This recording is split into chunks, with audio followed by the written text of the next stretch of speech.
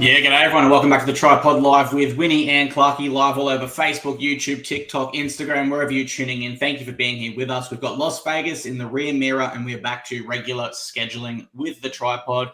Winnie, my best bet / Clarkey's collect misses by a try last week at $3.45. A little bit underwhelming there. Your best bet, unfortunately, just missed it at the last second as well, mate, with the Panthers' last try. But aside from that, mate, how are you going? Yeah, nothing I'm not used to there. If you've got a favourite and they're winning but not quite covering, how often do we get the try that the team doesn't need to win the game? But when it's the other way and you're hanging on, and Cronulla could have won that game in the final 10. We didn't need them to. We're catching 3.5. They're down 2. We get the backbreaker with 4 minutes to go. Hey, 12 months ago, I went 2-0 in Vegas and had a horror season. So maybe the flipped fortunes with the first best bet could mean we just have a different year. I'm not going to be too disheartened because I don't think I was far off the mark with the Sharks. It stings going 0-1 regardless. Of course, we do a live recap show, which I did solo on Sunday, so we don't talk for long on the round that was. But I thought your overs tip was on the money as well, Clarkey. Cleared it easily in the second game. And in the first game, you're one try short. And New Zealand was so bad in attack. Nobody could have predicted New Zealand would be that pitiful. So we're both 0-1, as you say. But I wanted to give you the last word on Vegas because you weren't here for the live recap. Was there any other major takeaway from yourself? I think just probably back to 3 games next year. I had a friend who went over and he said he himself and multiple others did leave because 4 was just a bit too long. And of course, at Allegiant Stadium as well, they weren't doing any pass backs. So once you left, that was it. You couldn't get back in for the day. So people couldn't even, leave and do something else and come back. So, yeah, I think scale it back to 3 games, mate. I'd love to see 2 NRL games and the third game as a World Club Challenge. And whoever the NRL premiers is, they just have a bye in round 1. And it's just, obviously that's a tough pill for the club because you're still playing, but you are playing in a very important match. So I think it's a win there.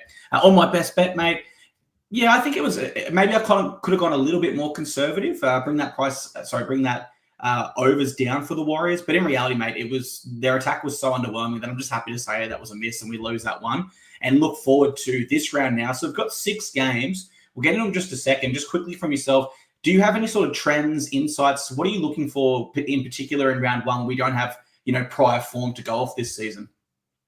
Yeah, I'll get to that in a sec. I did want to also say there were a couple of audio issues uploading to podcast feeds for the last 2 pods. I believe that's resolved. So hopefully people who like to catch this and listen to it as a podcast, hopefully this has come out on Tuesday night and it'll be smooth sailing Tuesday nights and Sunday nights with the audio pod. The videos have been fine. And on that note, the video and audio for the season preview are still out. You still will get a lot from us. That's nearly a 2-hour pod. If this pod leaves you wanting more, because I did want to say at the start of this show, I know I've been talking for too long and I've discussed it with Clarkey about how we want to make the pods shorter and sharper. So I'm going to really keep my notes brief.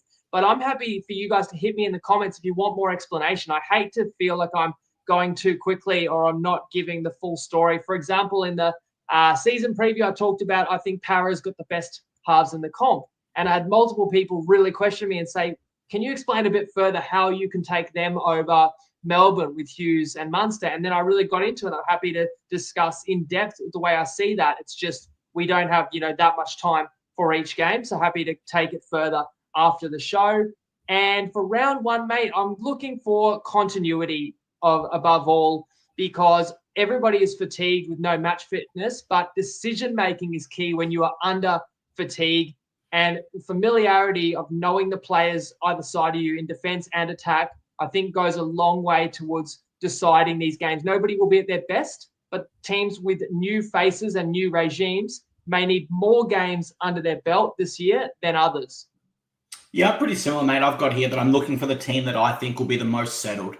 We don't have too much, I usually like to go into a little bit of data, maybe how the team's going, all sorts of stuff. And we just don't have that in round 1. So I'm just looking purely this round at which team I think will be more settled, except for one game where I've gone an outlier there, mate. So let's jump into it. Game 1 is Thursday at 8 p.m. with the Roosters host. Hey, sorry, I forgot to say my pledge this year. If I'm not profitable on best bets, I'm changing it up. But you forgot to prompt me to give the best bets. We promised those in the first 5 minutes. Basically, we're 5 minutes in, so let's do it really quick. I'm going to play Finn Souths neither team to 25 points. That is on Sportsbet at $1.80. It's under, I think, Win Markets, race to 25.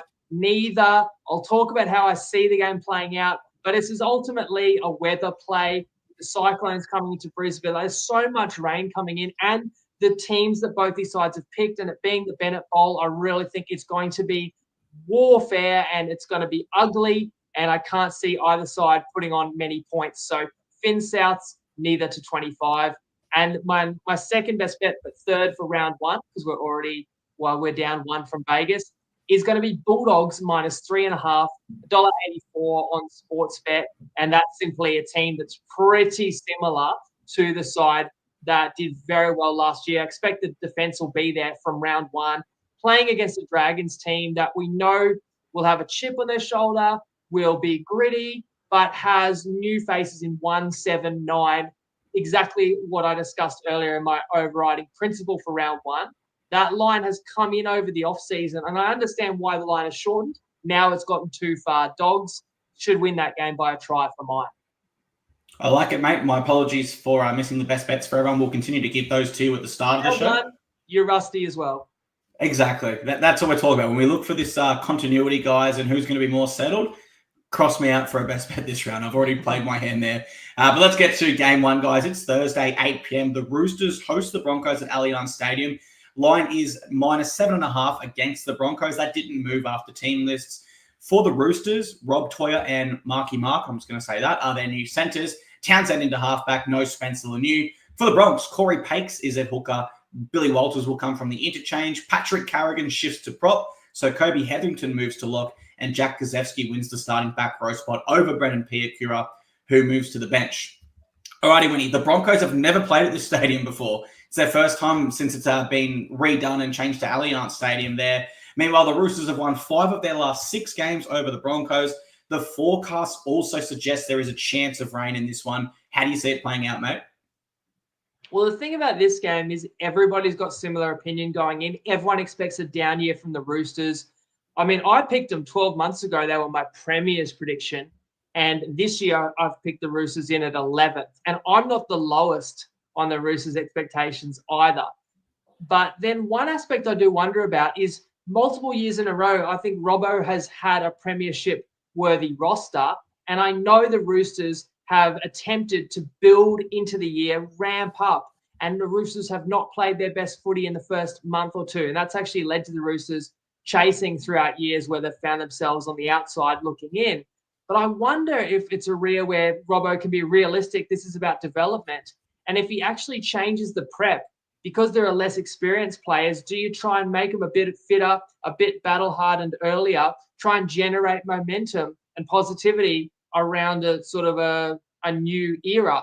And then potentially with gun players coming back into the Roosters squad later in the year, if the Roosters overachieve, you actually can launch into the final series. But that's a bit of a guessing game for the Roosters, how they're shaped or poised in this one, whereas a lot less guessing for Brisbane. What do we expect here?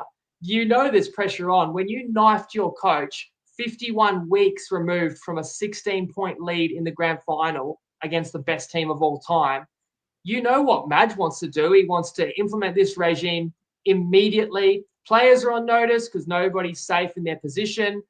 The results last year, unacceptable. So Brisbane's going to come out fierce this year. And the early returns have been obvious as well, judging by pre-season. So we know the Broncos are rock hard fit in this one.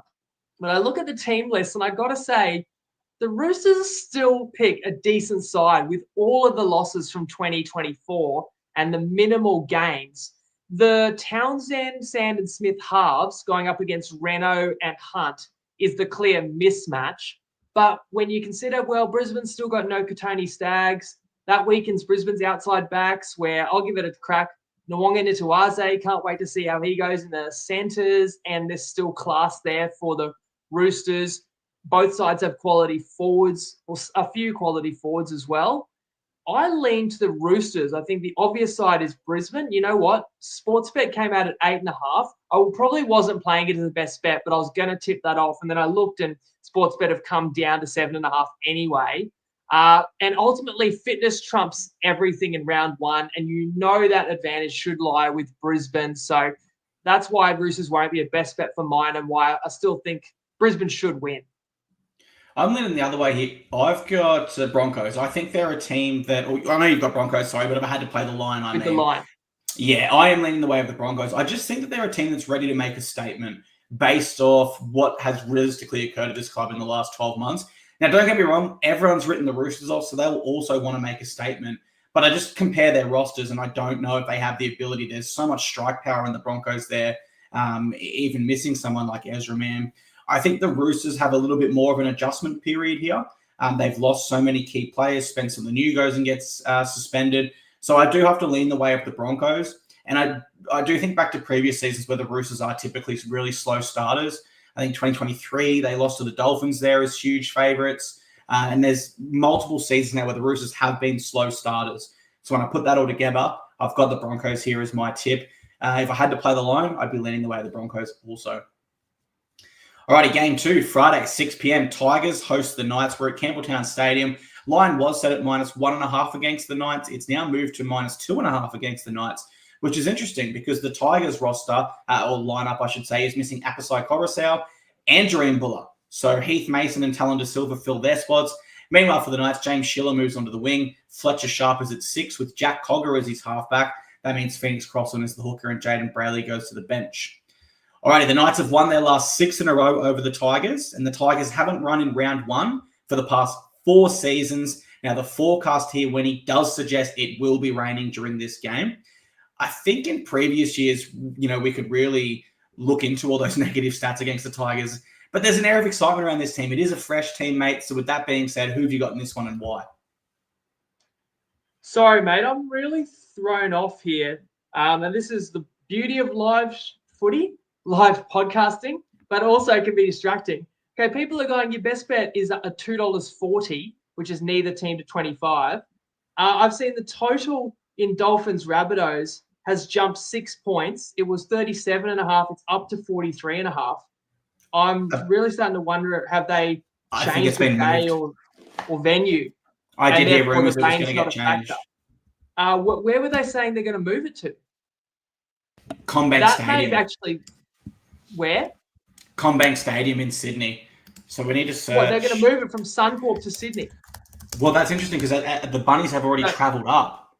That's that's probably going to be a void if you played that, and I'm guessing that it's just unfortunate timing for us that I've kind of shared it based on one location. It's moved to another. I still think the style when we get to that game, it may not be a bad play, and it's a tricky one for me to kind of tell you right now. But a total doesn't move 6 points for no reason. Obviously, the weather being a huge factor for me. If it's moved to Sydney, have you got information there?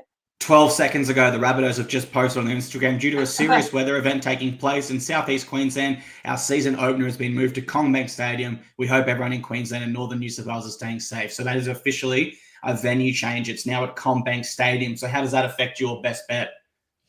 I'd have to leave it out now. And you know what? I'd love to have another crack at that from a different angle. Obviously, I kind of broke that game down. Really considering the weather just makes it almost a different sport. Now that's not the case. I think it's a sensible move. I really didn't know you could switch cities because it takes home field advantage away from the Dolphins, flips it to South Sydney. I'm sorry, guys, because obviously we've jumped games there, but that's live podcasting for you. So don't play that best bet now. Whether unders are still a decent trend with these two teams, there may be a different way to attack it. And obviously, if you did play either race to 25 at 180, I think that would be instantly voided because the venue at that stage was expected to be Suncorp. So if I get a minute, I'll look at that one again. I really don't want to release best bets during the week this year, but that's unfortunate to not get the fair crack at it. But this stuff can happen, though that's pretty extreme, like a venue change. So back to, we're talking Tigers Knights, aren't we? Sorry to jump around, but no, stress at all. That's unprecedented. As possible. And some people are trying to think about, like, should I play that best bet or geez, that's awesome odds. So I wanted to sort of explain what might have been going on straight away. Now we move to Tigers Knights, which is a game I'm really excited to watch as well. I think it's going to be absorbing because you look at how close the competition is this year, and it's only round 1, so nobody's season's over. But like the loser of this game, Newcastle West, is going to feel really down after 1 week. If you're the Knights, you made the finals last year, you're playing the three-peat Spooners, you're really expecting to come in and win this game. But if you're the new improved Tigers, you're going to back yourselves to beat teams like the Knights this year, especially at home, if you've truly turned the corner. So I can't wait to see how West go, although it is tough in round 1 with no Buller or Coruscant, who's suspended.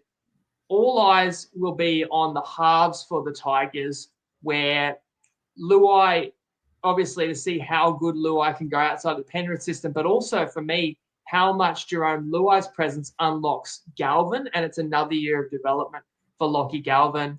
I'm looking at both packs who are fairly young and a lot of forwards that really will rip in for this one in what should be a close contest. The Knights halves aren't too inspiring, but what you lack in your spine, you make up with the megastar KP out the back. I just expect a bit more from Newcastle in round 1 with, again, relatively less roster turnover than their opponent. The Tigers are a classic case of a team that will need games with their key men on the park together to gel into what they're capable of being this season. Home ground counts for something for me, but Wests have been so poor over many years. The records don't suggest that Wests go any good at Campbelltown. I think once they get a good team, that could change, but it's up to the Tigers to harness the spirit in those fans. They really do have a loyal fan base that's just yearning to see a competitive footy side. So I made the Knights a short favourite in my assessment. I saw you could get the Tigers plus 4.5, $1.79 on better. Like to get all the way to 4.5, that wouldn't be a best bet worthy, but that would be a lean for me because I think Knights -2 is sort of a more appropriate line. Yeah, no, I think for this one, and as you've touched on with Campbelltown, and this is really weird for me, Winnie, if you're wondering why my reaction's delayed, I've got the Instagram comments up, and then I've got our StreamYard, so I'm seeing you slightly delayed sometimes. But back to this game, sorry, guys. I think every single record and stat about Campbelltown, I'm throwing it out the window because this is kind of a fresh side. It's a fresh start for the players that have been there in the past, and so I'm not too concerned about anything there. I think the real question mark for both teams in this game is, how early can they click an attack? Because there's changes to both sides' spines. And I also have question marks around their overall attack in both sides here. Defense is always a key in the preseason for all sides. And then you sprinkle on top of that it is forecast to rain in this game. I'm going to go ahead and tip the unders in this one, Winnie. I'm not sure exactly where that sits, but I do think this will be a low-scoring game. And if you guys think you can find some value there on unders play, I see this one being a bit of a low-scoring game. Alrighty, game 3, Friday, 8 p.m. Dolphins host Rabbitohs. We're at CommBank Stadium. The line was -4.5 against the Dolphins. I don't know if that's moved since the stadium's been changed. They've got no Jack Bostock. Felice Carfusi moves to prop. Max Plath in the back row and Thomas Gilbert at lock. For the Rabbitohs, Humphreys and Cody Walker are their halves.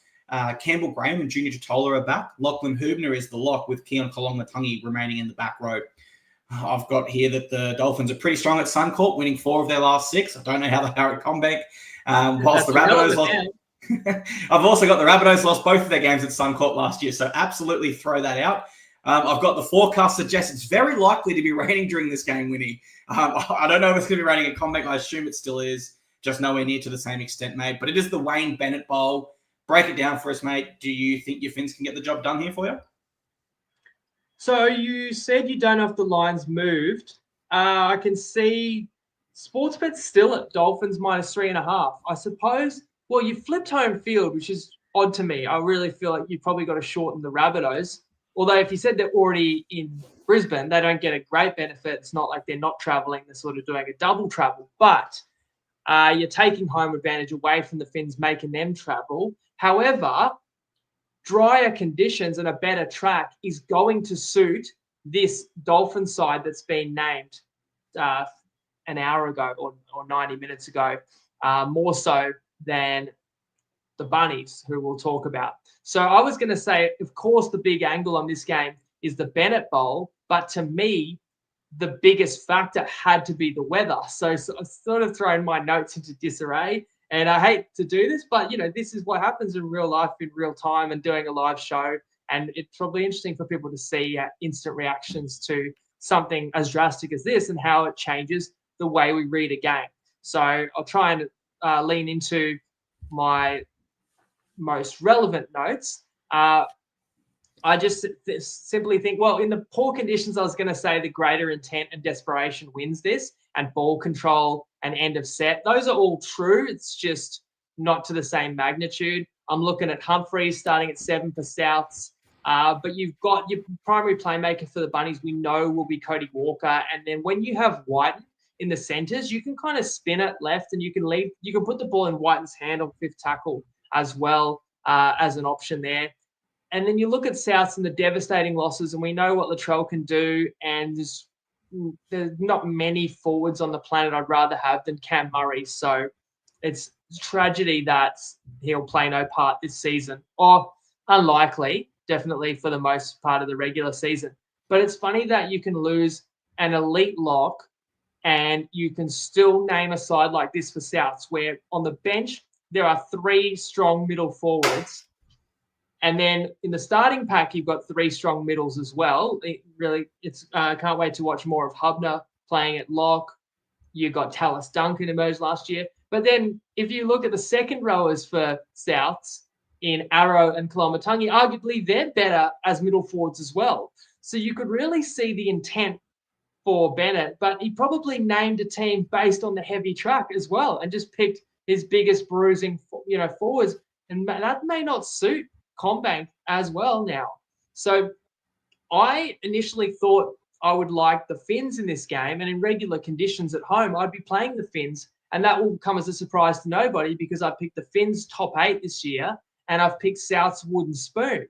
So with more mobility and more speed, it would be a simple play on the Dolphins. But the conditions, the Cyclone really scared me off. And then the way that Bennett picked that team and Campbell Graham coming back, didn't know if that would be the case. Totola as well. There's defensive boosts that you get from those selections. So I thought this game will be ugly. I'm not going to play the line. I'll try and get at the unders. And then what happens with these games is if a game is postponed usually and it's within 24 hours, the bookies often will let the bets ride. But I've never heard of a game moving venue and moving city and not voiding. So it throws what the odds were and what the line was out the window. It's just interesting to me. I looked at Top Sport. They've still got Suncorp Stadium, still got the stale numbers. So it's kind of like there's no point betting into that at all because anything there will void if it says Suncorp and it's not played there. But as for Sportsbet, they've clearly already adjusted the total 6 points, but they haven't moved the line. It's probably an opportunity, if anything, if you liked Souths, I feel like getting them in Sydney at the same line they would have been in Brisbane, even though I'm saying the conditions don't suit as much, it's probably the only way you could look now. That's the way I'm looking at it. I like the Bunnies here to win this game, but I'll definitely play them at line to give me slightly more than an unconverted try buffer there. I just like the Rabbitohs from a mindset perspective here. Now, they have lost some key players in Latrell and also Karen Murray, but I think they are somewhat mitigated by some pretty neat replacements there. I'm not sure the injured player theory or players theory in this case can apply in the opening round, but if it can, I think that Wayne Bennett is certainly the right coach to get the players in the right mindset. I do acknowledge in this one, there probably are more favourable variables on the side of the Dolphins. That one of those was the home ground advantage, which is gone now. But I'm going to lean heavily into the Wayne Bennett factor here. I think you have the Bunnies right up here. The fact they get to stay in Sydney now as well. I'm not sure if they have already travelled up to Brisbane. I thought they were either going to go tonight or they'd already travelled. So either way, they're in not a home ground advantage now, but still in their home territory of New South Wales. So I like Bunnies at the line here for my tip. And sorry, mate, because I had to pull my phone out and try and scan through those markets, I've sort of butchered our TikTok live. I think it's kicked me off. So I'm not sure if you'll continue it, but people will only hear your side of the conversation. But you could probably advise people this is a better production on YouTube, Facebook, and Instagram. We want to be there live for anyone interested on TikTok, but hopefully they'll find us with all the graphics and with the better audio.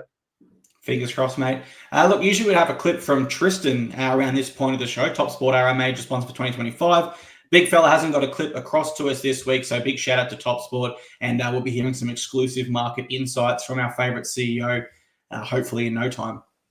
And on the note of Top Sport, maybe I'll jump in and just say I'm not going to share the mixed matchup live on Tuesdays anymore. Simply the time pressure that we have jumping on a Tuesday.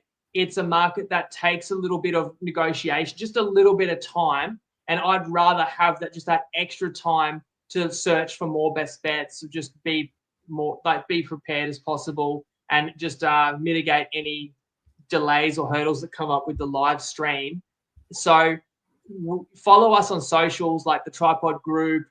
Maybe I'll do a video sometimes to explain the mixed matchup. But the thing is, if a mixed matchup is something you like to follow, it will regularly be on Top Sport under rugby league markets by Wednesday night. So give it like another 24 hours. I'll have the market up there. And it's always built around my opinion that I would have already shared on the pod. So the way I see these games playing out, which we get into live every Tuesday.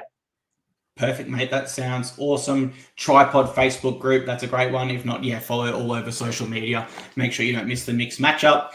Alrighty, our next game Saturday, 5:30 p.m. where the Dragons host the Bulldogs at Nostrada Jubilee. Line is set at -4.5 against the Bulldogs, who do welcome Satili Tupanua for his club debut via the bench. Marcelo Montoya and Blake Wilson are their wingers with no Jacob Carraz. For the Dragons, no Tyrell Sloan. Their wings are Christian Tuipulotu and Matt Fearguy is probably the biggest surprises there. All right, the Bulldogs have only lost once to the Dragons in their past 5 games. And the Bulldogs have only won in round 1 once since 2017. Forecasts also suggest it will be raining during this game, Winnie. So who do you like in this one? So I undertook an interesting exercise with The Undertaker, catching up with him, watching some NFL playoffs. And maybe he was just trying to get some early intel from me in a sneaky way. But Undertaker said, you probably haven't looked closely at round 1, but I'm going to tell you every round 1 game, and you just say what you'd make the line, like top of your head. And he gets to Dragons hosting Bulldogs. And I said Dragons 4.5. And he said, yes, I reckon it's too high. I've bet the Dragons +8.5. And, that's the funny thing about us having a crack at these lines when the market's had every opportunity to sort of shape them up. And that's always the case. It's not the easiest time of the week to beat the market, but that's the challenge that we set ourselves to do. And it's always easy to say after a line moves, oh, I would have played that, or people who say, oh, I did play that, but it's moved now. We'll back ourselves to still be profitable with the market where there's, more liquidity, and that also means that the numbers and prices shouldn't be as sensitive. But just being round 1, 8.5 was probably too steep for the Dragons. I'm sure that's come in a little bit too because St. George has looked good in in the preseason, looked very good in the Charity Shield. The Dogs simply are a lot better than St. George. So this is my only remaining best bet of the round now that my unders in the Finns game's voided.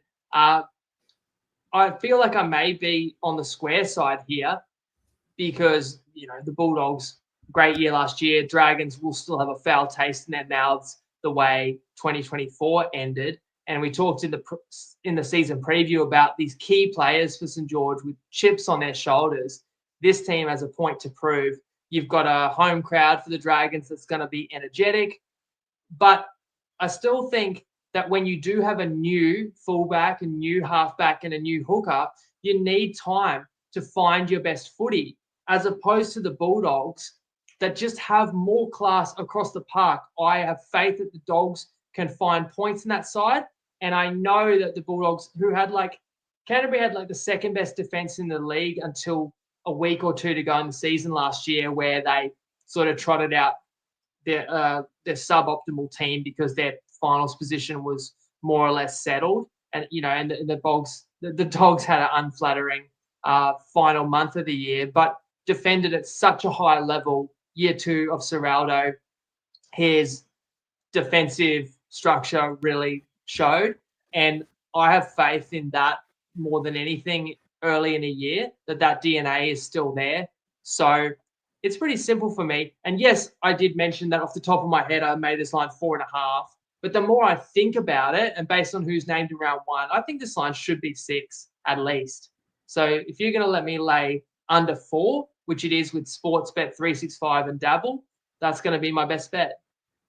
Yeah, I'm leaning the way of the Bulldogs here as well, mate. I think when we look at the Dragons, we still have some question marks. I've really got great confidence in the Bulldogs, actually. My biggest question mark, I suppose, for the Dragons is how fast can the new halves combination of Flanagan and Ilias click? And then even if they do click, with respect to both of those players, they would be on the lower echelon of halves combinations within the NRL and possibly even dead last. And so is there enough points in that new spine against, and it's a completely new spine, let's keep in mind, guys, Gutho, Cook, and the halves we just mentioned. Is there enough points against an elite defensive side like the Bulldogs? I don't have the answers to that yet, but if you ask me if the Bulldogs are good defensively, I know that they've shown a number of times last year consistently that they are elite defensively. And for that reason, I think the Bulldogs will win here. I think you could also multi it with some sort of an unders line where the Dragons score under 22 points, something like that, Winnie, if you want to juice it up a little bit in the same game multi. But I just don't see the Dragons being too threatening or scoring too many points in this one. So if you can find value around that as well, that would be a way that I would look to play this game, mate.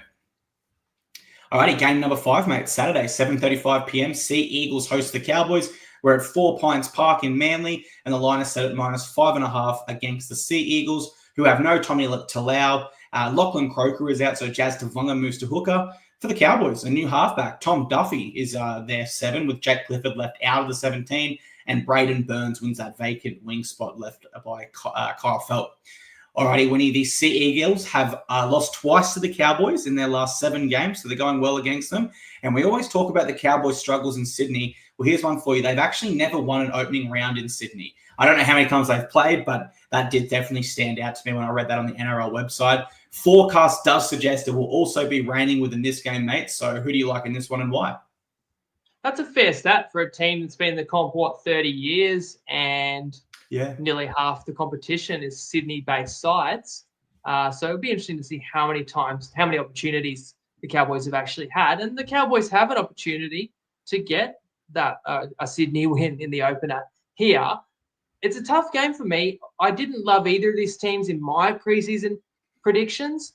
You know, that both these sides made the top 8 last year and won in week 1 of the finals. But I've predicted both of these sides to miss the 8. It was a tough omission for the Cowboys. I believe I had them 9th in my ladder. But both these teams also still have a pretty high upside if they do get it together. So it's an important game, just like it is for just about everybody in round 1. I'm looking at the biggest change in either of the teams' lists, and I agree it's Duffy there for the Cowboys, who was the best halfback in the Queensland Cup last year and is probably still an upgrade over Chad Townsend. Purdue in the centres is going to have his hands full for sure with the speed that Manly possess. For Manly, the biggest change would be Tavunga there at rake. That may not be a strength of Manly there with Jazz, but it will add plenty of experience, as does signing TKO, who's actually getting the start at prop. This is a game I want to highlight, as I said before with the Bulldogs, about, there were multiple bookies at -3.5, but the rest of the bookies were at 4.5. So if you disagree with me or you think I'm destined for another losing year, there's nothing stopping you getting the +4.5. If I'm wrong, you'll win. And even if I'm right, you may win if it lands on that number. And I always try and highlight that because it's a great opportunity for punters. And in this Cowboys-Manly game, we're split with half the bookies at -5.5 Manly, half the bookies +6.5 Cowboys. If I had to choose between either of those, I would take the points with the Cowboys, because when I compare these rosters, I can't see why North Queensland couldn't make it close. But I'm going to pass because it's another case where the favourite has that more muscle memory, repetitions with the combinations they've selected for the first game. I respect the Brookie crowd in full force as well.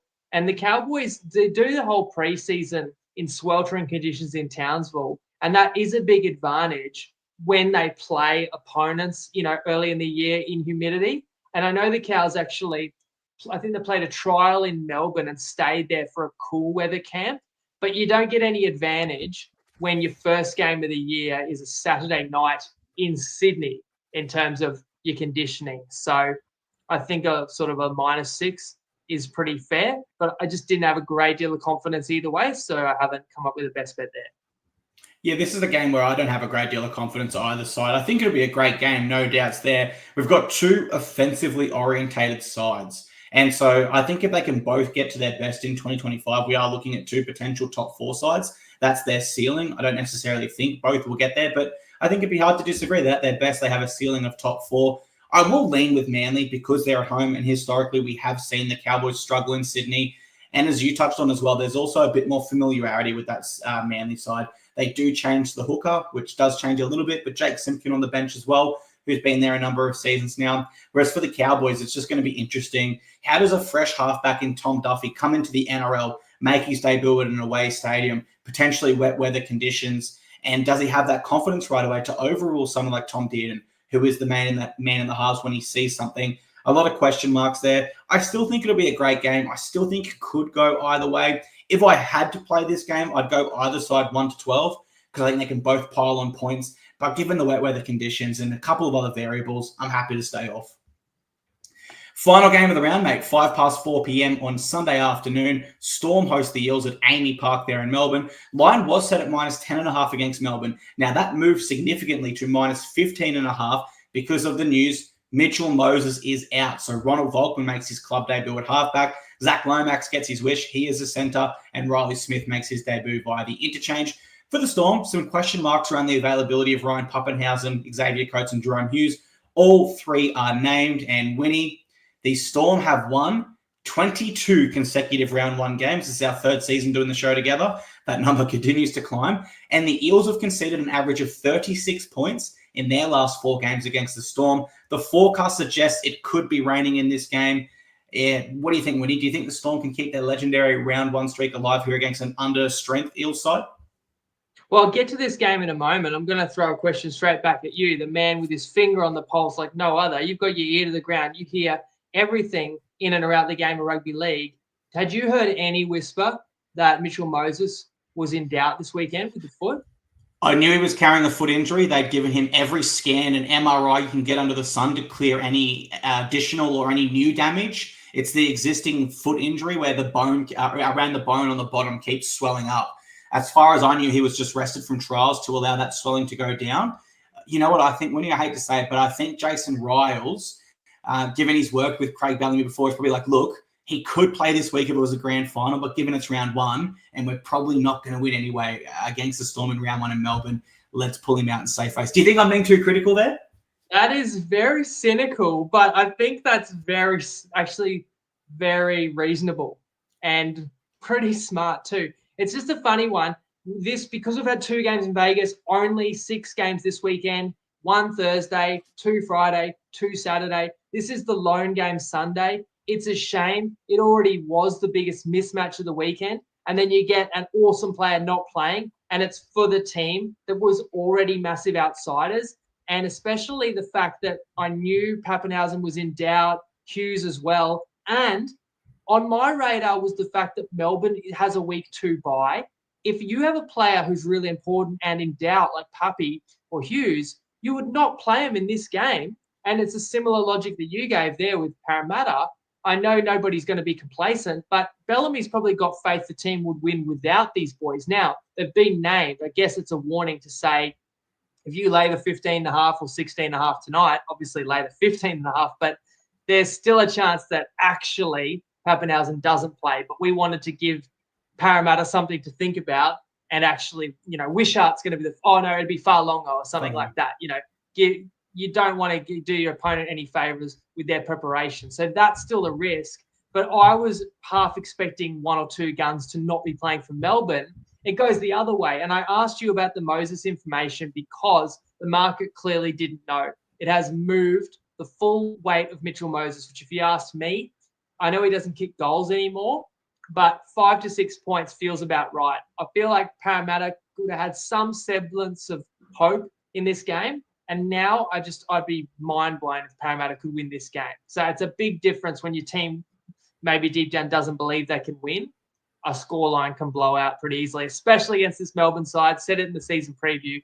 Melbourne are going to blow some teams away this year. Remember, my top try scorer pick was Warbrick. So maybe he can start the season off strong. It's a full-strength Storm. And the only change to the grand final side is you bring in your biggest off-season addition, this young stud prop, Uto Kamanu, right?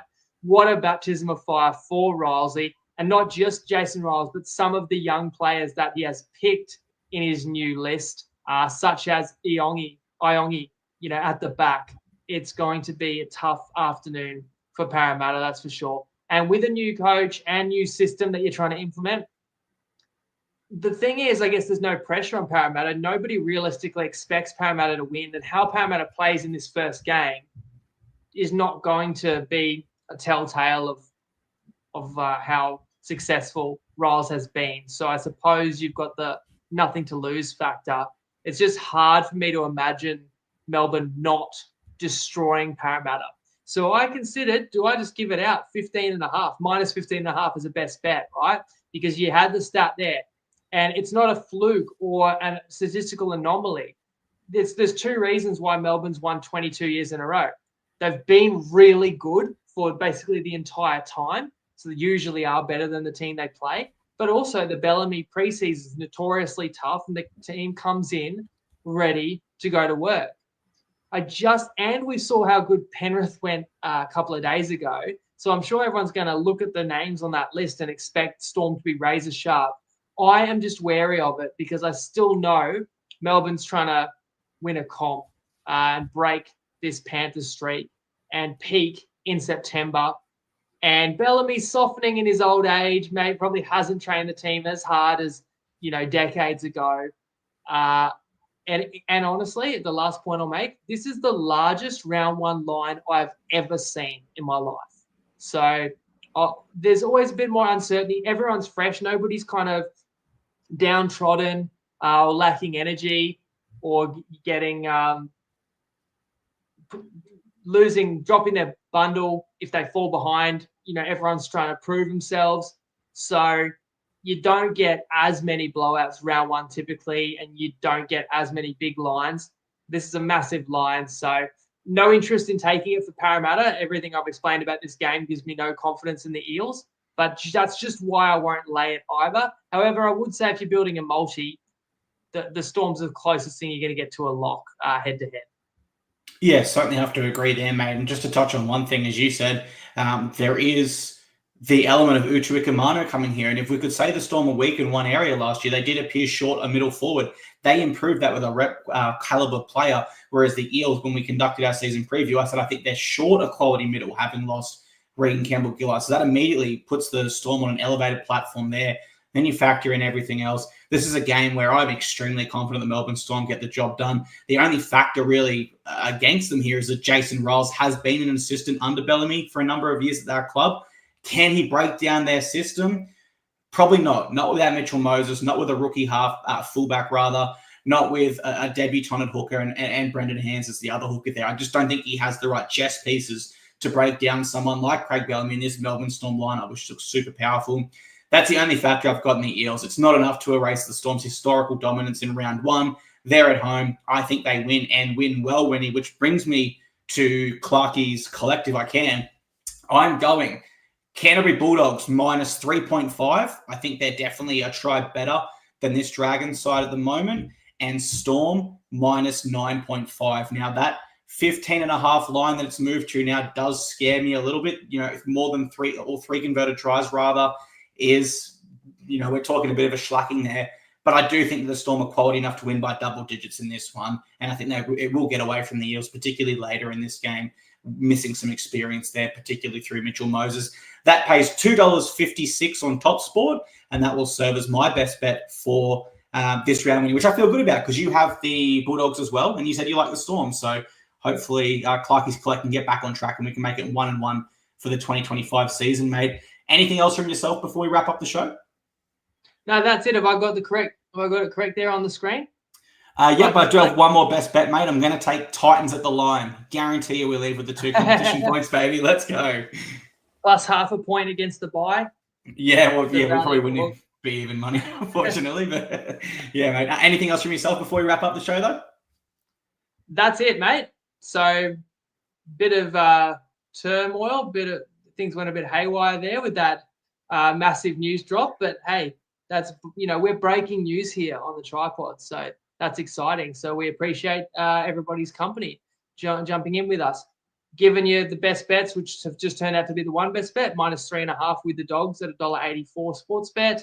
Mixed matchup to come. Anything else I come up with, like a multi or same gamer, just stay tuned on the socials for that.